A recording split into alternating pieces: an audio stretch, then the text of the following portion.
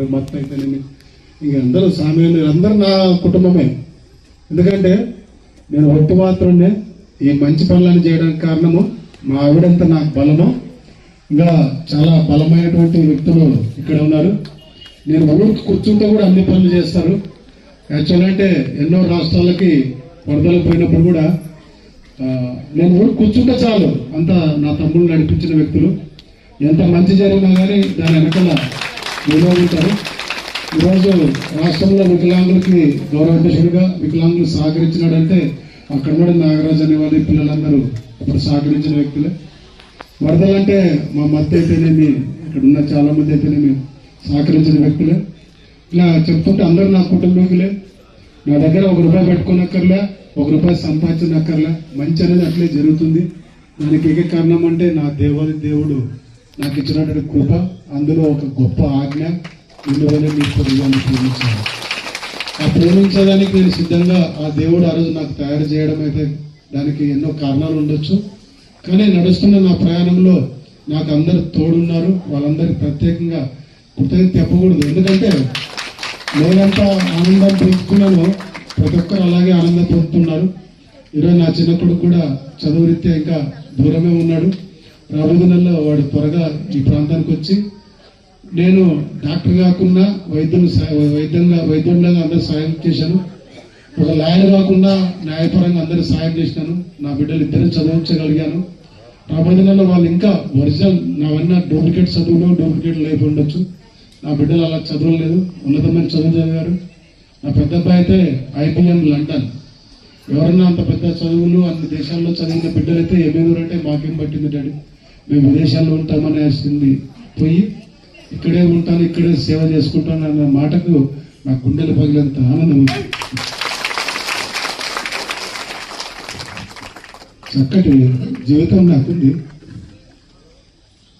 ఒక మంచి స్నేహితుడు, వాడిని లైఫ్ లాంగ్ గుర్తుంచుకోవాలి. మా ఫ్రెండ్ ప్రతాప్ విరసెట్ అని. ఎందుకంటే ఊరికి ఈ సేవ రాలేదు అనుకున్నా. చాలా మంది పడిన బాధలు, చాలా మంది చూపిన ప్రేమలు.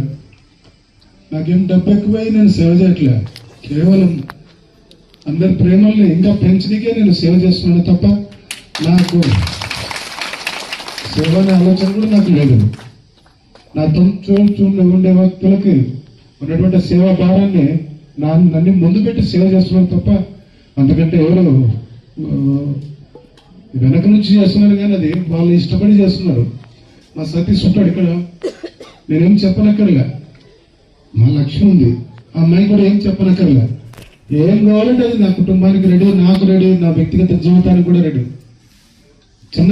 నా బిడ్డలు విదేశాలు చదువుకున్నప్పుడు డబ్బులు పంపించాలనే ఆలోచన నాకంటే ముందు వాళ్ళకే ఉంటుంది. వాళ్ళకి డబ్బు పంపించిన తర్వాతనే వాళ్ళు జీతాలు తీసుకుంటారు. అలాంటి వ్యక్తులు నా చుట్టూ ఉన్నారు.